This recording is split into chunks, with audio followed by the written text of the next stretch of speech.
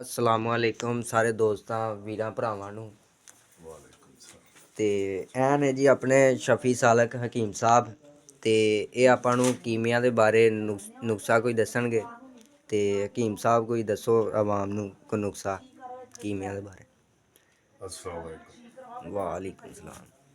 कीमिया ਦੇ ਬਾਰੇ ਆਸਾਨ ਨੁਕਸਾ ਆਸਾਨ 3 ਤੋਲੇ ਲੀਲਾ, ਠੀਕ 2 ਤੋਲੇ ਪਾਰਾ, 2 ਤੋਲੇ ਨਮਕ, 6 ਮਾਸੇ ਸਿਲਵਰ।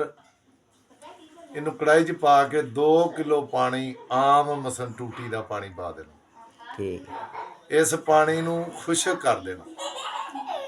ਇਹ ਹਰ ਚੀਜ਼ ਕੁਸ਼ਤਾ ਹੋ ਜਾਏਗੀ। ਉਸ ਤੋਂ ਬਾਅਦ ਕੀ ਕਰਨਾ, ਇਹਨੂੰ ਅੱਛੇ ਤਰੀਕੇ ਨਾਲ ਖੁਰਚ ਕੇ ਇਹਨੂੰ ਖਰਲ 'ਚ ਪਾ ਲੈਣਾ। 2 ਤੋਲੇ ਕੱਚੀ ਗੰਧਕ ਲੈ ਕੇ ਇਹਦੇ ਨਾਲ ਖਰਲ ਕਰ ਦੇਣੀ।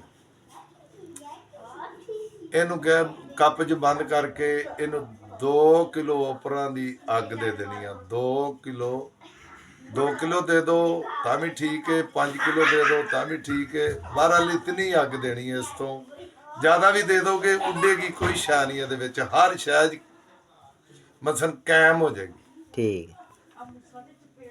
ਇਹ ਤੁਹਾਡਾ ਲੀਲਾ ਪਾਰਾ ਇੱਥੇ ਮਸਲ ਵੀ ਦੁਬਾਰਾ ਜਦੋਂ ਅੱਗ ਦਿਓਗੇ ਜਿੰਦਾ ਹੋ ਜਾਏਗਾ।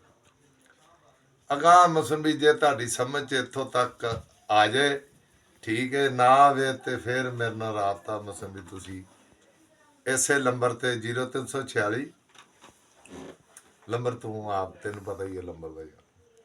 0346 7612767। ਤੇ ਇਹ ਨੇ ਜੀ ਆਪਣੇ ਸ਼ਫੀ ਸਾਲਕ ਹਕੀਮ ਸਾਹਿਬ।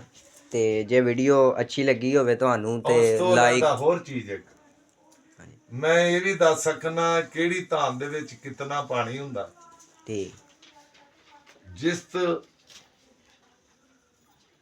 1 ਕਿਲੋ ਜਿਸ ਤੇ ਉਹਦੇ ਵਿੱਚ 1 ਤੋਲਾ ਪਾਣੀ ਹੁੰਦਾ।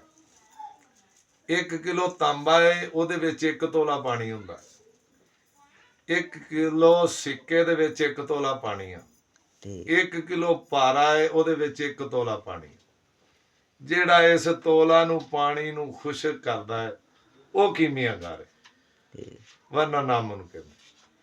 ਤੀਸਰੀ ਚੀਜ਼ ਕੀਮੀਆ, ਜਿਹੜਾ ਬੰਦਾ ਨਿਸ਼ਾਦਰ, ਸਿਮਲਵਾਰ, ਪਾਰਾ ਜਾਂ ਲੀਲਾ ਇਹਨੂੰ ਸਮਝਦਾ ਉਹ ਕੀਮੀਆਗਰ ਹੈ।